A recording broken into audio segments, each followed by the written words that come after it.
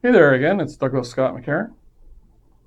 Um, I've really noticed, I think I've mentioned in one that I've taken on losing weight. And I've managed to lose 12 pounds. Yay!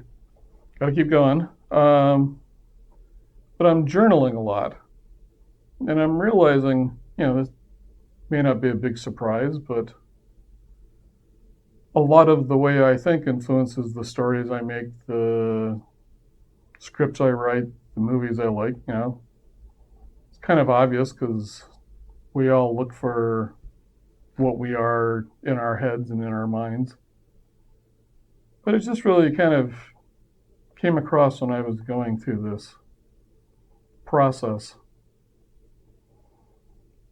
and it's kind of a touch and go kind of things because movies are also kind of a fantasy world where you make up things. But yeah, I've noticed watching other people's movies and people who make movies, it's like there's this pattern that almost all movies are in. There's this one act, two act, three act. There's the structure of the hero and the opposing character, and on and on and on. And people, they want to be writers of movies, but they don't really express themselves. I don't know if that's really important in making movies for everybody, but to me, it seems to me you should be bringing yourself and sharing yourself with other people. I know you're going to the movies to have a fantasy and escape, or, experience something you don't normally experience. Like Saving Private Ryan, most of us haven't landed on a highly defended beach and gotten shot at and fought our way off it. Those poor people who did it, thank you for doing that, getting rid of the Nazi party. But anyway, I've had a couple people ask me why I'm doing these personal shares while talking about movies, and it's because I think sharing ourselves personally is important, and it's also when you put the personal things in it, it makes it different from just this, one, two, three acts pattern of everybody does the same story. I've heard people tell me there's only 7 stories, and they just keep getting remade over and over, and I don't really believe that. Now there's the hero story, there's the fall in love story, which is kind of a version of the hero story. But, what's really interesting there is why all these stories have so much in common. It's something about you and, I've talked about this cocoon that defines us and how we look at the world. And I suspect those 7 stories are all part of that generalized cocoon that human beings live in. I was really struck, this is my journal here, and I was really struck how set very early on in my life, um,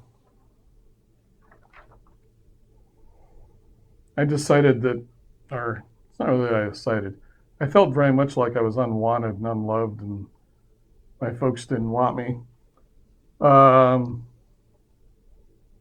Partially because my mom told me 4 times that she had a miscarriage, and if that hadn't happened, I never would have been born. And I was just lucky. So that, kind of influenced me. And then in my mind, my dad and my mom and my sister criticized me all the time. But how much of that's true and how much they criticized me some, and then, my inner machine started chewing it up and repeating it over and over. And to me, I was constantly criticized by them, but perhaps not. But I know this feeling of I don't matter and it's futile because I'll try and do something and it doesn't seem to take off or nobody's interested.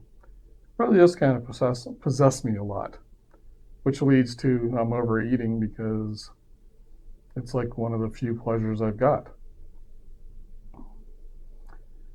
It may also be why it is I write about a serial killer, or I write about, I have one that's about a movie that's about Pontius Pilate and having power, and then there's this, guy out there in the desert who's causing trouble. And it's from Pilate's point of view, where he thinks he's the one who's going to go down in history, and that weirdo Jesus guy is, who's going to ever hear of him. And just kind of the irony that it switched around over who's the important person. But it's it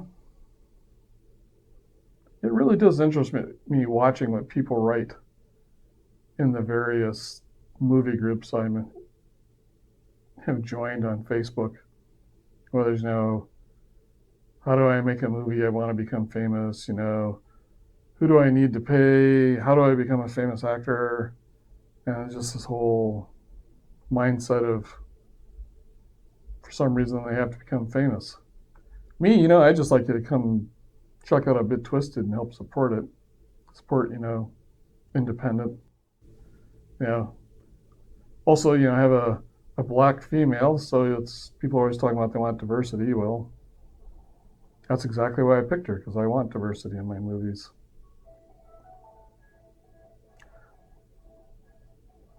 But it's just it's really interesting just how my internal dialogue colors things. And I think that's why people do these 3-act plays, is it's more they want to write and be known as a writer rather than they want to share themselves. And I happen to think there's a market. I think it's far more compelling watching somebody share themselves in their movies.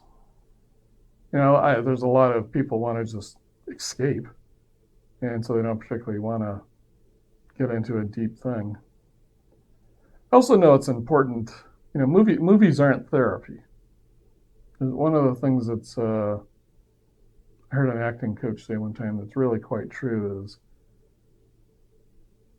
if you try to play yourself in a movie, it becomes all about you. You have to be able to play the character. So, for instance, I used to be very self-loathing, very dark, very mean, and I'm not that anymore. I've become very calm and peaceful. I could probably play a very dark, mean, angry guy pretty easily. But when I was dark and angry, it would have been way too close. I wouldn't have been acting.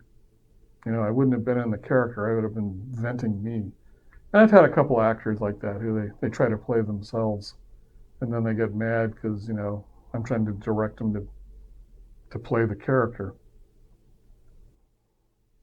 But it's just I don't know if people go for this 3-act thing because they want to be famous actors and make a living at it, but also people kind of want to hide in it and not really show themselves. And it kind of goes around. Maybe not everybody wants to have personal connection with the people the various producers and directors. People may just want to show up and watch fantasy things and get out of their life for a couple hours. But even that, the fact you have that attitude, really got to address it. I'm 66 and I'm looking at my being overweight and getting upset at 4 or 5 kind of set me in a path of eating too much and trying to avoid and hide from people and not sharing, and voila, 60 years later, I'm overweight. And up until a couple of years ago, I really had the I can't share thing down pretty well. Now I want to. So, I don't know, this may be kind of rambling, but I just wanted to share all this. And, so I am losing weight. Maybe in the next one I'll share some of the journal entries and just kind of talk about them. But I think that's kind of the state of the way movies are, is they're kind of like music. The musicians want to really give their feel and their art, but everybody else around just wants to talk about the product. And it's really kind of weird when that happens, when you're the musician. But eventually you just start writing the product. That's why people say someone sold out or they lost their edges. They're like, that's what the supporting system wants. And in the end, as horrible as it is to say, the entertainment business isn't about the artist. It's about the lawyers and the managers and the investors, because there's lots of artists to pick from. Now, there are some actors, who somehow have a team with them where they can keep putting out movies. I'll just pick one as Will Smith. Whatever you think of Will Smith, he has a team. They have writers, they have producers, they have a very specific way of doing things, how to use CGI, how to write the story. And a lot of his movies look very different, but they're pretty much the same movie. Most of them are pretty good. I kind of like Will Smith.